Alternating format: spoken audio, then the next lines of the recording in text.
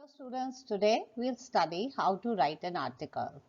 So in this particular video, I'm going to teach you the format of the article, tips to write effective articles. I'm going to give you a few examples of articles. It's a very interesting video and I'm sure you'll be able to write effective articles after going through this video. So do continue to watch it. Now, what exactly is an article? An article is an expression of one's thought on an issue or a subject logically and coherently, writing meaningfully paragraphs. Generally, it is a piece of writing which is published in a newspaper or magazine. The word limit of an article is 150 to 200 words. So suppose if you ask me what is your opinion on a particular topic, so and that has to be published in a newspaper or in a magazine. So your views are written in that article. So there is a certain format which needs to be followed while writing that particular article. So firstly, you write the heading or the title, what is the topic on which you are writing. Then on the right hand side, you write the name of the author. So heading or the title has to be written in capitals. Then whatever you write has to be written in 3 paragraphs. Remember this thing, it has to be in 3 paragraphs. Mostly students, despite reminding again and again, they tend to write in 1 paragraph. So it has to be written in 3 paragraphs. First para is the introduction of the article. Second, you give your examples, the reasons, effects, you elaborate that topic. Third paragraph is about the conclusion, your solution. Like suppose if you ask me and write an article on global warming. So global warming has to be the heading at the top by name which is written in the question, that has to become there. Introduction, I'll give the brief introduction, what global warming is about. Then I'll talk about the causes and effects. And then according to me, what is the solution will come in the third paragraph. So your last comments will be coming there. Then this is the exact format of an article. Firstly, write the heading at the top, then the byline, write the name of the writer below it. Now it refers to the name of the person writing the article. You're not supposed to write your name. Whatever the name will be written in the question, that has to be written. Or you can simply write by XYZ. Then in the introduction, it is always better that you begin your article with the short introduction of the topic, or you begin with some quotation and then write the introduction of the topic, or some cycling facts to arouse the interest of the readers. For example, if we talk about gender sensitization, we can say 50% of the population, women constitute 50% of the population, and yet only 6% holding higher positions in the corporate sector.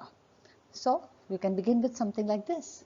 You may also put a rhetoric question or give some startling facts, statistics or quotation at the top and begin the rest of the article.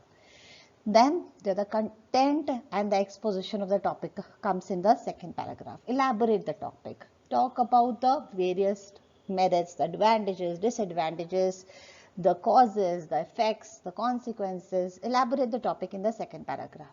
In the third paragraph, give your opinion, your comments, your criticisms, your recommendation, your solution. Try to find a solution to the problem.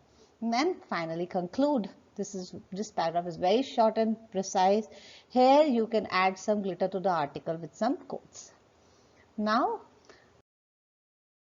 this is the entire process of writing. Firstly, before beginning the article, collect the relevant information related to it. So coder is the small code that I thought of. You'll remember that coder. C for collecting the relevant information. Then O, organize in the meaningful sequence. ये नहीं कि पहले solution बता दिया, then you come to advantages and disadvantages. Organize it meaningfully in a proper sequence. Then you draft a rough article. What all points you're going to write in between? Just jot them out while you're attempting the different questions. Then check for errors. Is there something an error that you've made? Revise and refine it. Then tips of writing a good article. The Titles should be very eye-catching. Dikhte saath people should feel like reading it. So it should have a very eye-catching title. The beginning quotes या poetic lines से जब begin करते हैं, so it makes the article very effective. You feel like reading it further. The content should comprise of all the reasons, effects, facts, examples, everything, making so the people, whosoever is reading it, will feel like reading till the end. And then comes the conclusion. Your strongest point should leave an effect on the readers till the end. Now, here I have written a small article on coaching institutes exploit students. The question was, this has come in your CBSE, over a past few years, there has been constant rise in the number of coaching institutes and private tuition centers all over India. Write an article in about 150 to 200 words highlighting the exploitation of young minds that seek sincere counseling and proper direction. You are Mahesh / Meeta, a student of class 12th of Indira Public School, Gwalior. So the heading is Coaching Institute Exploits Students by Meeta. I'm not writing my name. By Meeta, my designation is class 12 student. Here, coaching institutes have mushrooming in every nook and corner of the city over the past few years. You are paying, your parents are paying fees to the school और उसके बाद में coaching center पे जाते हैं. Why should you be paying fees to the coaching centers if right education is given in the school itself? So that is what it is about. There are so-called temples of learning are exploiting the young minds just for their financial gains. The misleading advertisements given by these institutes act as magnets to attract the innocent, inexperienced students who are seeking for sincere counseling and proper direction. Most private tuition centers and coaching institutes treat students just as commodities. They're not worried about the result. उनके साथ भेड़ बकरी की तरह आते जाओ. They're not concerned about the result. They just want to increase their number and increase their profit level. Instead of providing them proper direction in their scholarly pursuits and giving them the individual attention, they leave them to their fate. जो हो रहा है उनकी किस्मत. The counselor who is appointed to these institutes is assigned the task of filling the unpopular coaching programs with more students so that the institution gets maximum profits, irrespective of whether that particular problem suits the student or not. These coaching institutes take advantage of the ignorance of the illiterate parents, because parents, first, see, children are, you are your parents, your parents can spend any amount of money on you. So whom do you work for? You work for your children. So they know this thing that any parent will pay any amount of money to see their children getting into IITs or NITs or getting through a good medical college. But so that is what they exploit. The sole purpose of these institutions are to fill their coffers with money, not to look into the well-being of these students. They're not concerned about your welfare at all. Who are the future assets of the nation? These institutions are like termites. Termites means deemak, making the nation's future hollower. The education department of the government should be vigilant and stop these coaching institutes from exploiting. Here I'm talking about what is the solution. So I'm concluding it. From exploiting the innocent students, stringent laws should not only be made to stop these institutes from spreading these tentacles in the society, but the guilty who are playing with the future of the students should be punished. So that is the end of this particular article. Now coming to another article that I feel very strongly about. To have a fair complexion is an obsession in our society. Demand for fair brides in matrimonial columns and sale of fairness creams are evidence enough. Write an article in 150 to 200 words giving your views on beautiful mind better than a fair complexion. You are Natwa Sashnimi. So what does this article mean? See, people, everybody, they run for beauty, their fairness schemes so many times. They advertise you. So isn't dark beautiful? So what matters is your heart, not how you look like. So the heading can be beautiful mind better than a fairer complexion, written by Nimi, because that is what it is given in the question. So how do you begin? The mind and heart do not take their complexion from the skin. There is nothing like a perfect color. We are the ones who have brought the notion into people's mind that having a fairer skin is what everyone needs. Is it the looks that should matter, or should it be the heart too? So this is the beginning, the introduction. In India, there is a craze for fair people. Everyone wants to have a fair and clear skin. There are products used by people to make their skin fairer. These products are sold in tons on a daily basis. For once, we should notice that we indirectly give profits of the company manufacturing such harmful and fake products which lighten our complexion. I have never seen anybody who uses a fairness cream who's become lighter in color. This is God gifted, and you should accept whichever color you're born with. In the West, people are crazy about getting tan skin and they pay to get all this.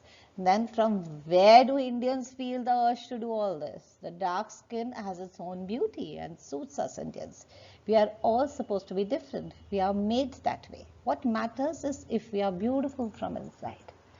A person might be fair and beautiful from outside, but is he, she so nice from inside too? We need to focus on being good human beings. Only that will take us somewhere in life. Beauty lies in the eyes of the beholder. It is created by the observers the way they see. And people generally first see our attitude. Looks are something which are short-lived, but character and inner beauty is something that will be taking us till our death. So that is something we should be work on and not worried about our looks. A person's behavior in society is what matters and not whether he dresses well for an even. Actions make it a man. Remember that mirrors lie. They do not show what you are from inside. So it is high time we stop discriminating people on the basis of their skin tone. So there is another article that I had written on save water. By 2050, it is believed that India will be among the few countries which will face acute water shortage. You are highly alarmed and terrified of the future world without water. Write an article on save water. Are we doing enough? For the local daily in 150 to 200 words. Now, since the name is not given, so I have written by XYZ. Water is life. If there were no water, there would be no life. Do you know all life forms of all species of flora and fauna are able to live because of water? Water is a major component of building blocks of life, food, metabolism, and water is the force behind the industry, agriculture, manufacturing, and trade and commerce. Living this wonderful life is impossible without water. All forms of energy generation is done using water, be it hydroelectricity projects or thermal power plant or nuclear power plant. Water is a key ingredient in all of them. There should be no power without water. The gist of all the points mentioned above is water is indispensable for life. No water, no life. But are we doing enough to save it? The harsh reality is we are doing nothing to save it. Our natural water bodies such as rivers, lakes, oceans, etc. have been turned into huge sewage channels and drains. The underground water has been contaminated. It appears soon there won't be any potable water left in this world. It is our responsibility to conserve this precious nectar. Life is possible only by changing outlook towards this wonderful natural resource. We must ensure that there is no pollution of water bodies by dumping of any waste such as sewage, effluents and other toxic substances. The people and the government must ensure installation of effluents and smoke treatment plants at industrial garbage and sewage units. All people should make efforts to conserve water. So that's it from my end. I hope you like this video. If you'd like this, please like, share, comment or subscribe. Thank you. Happy learning.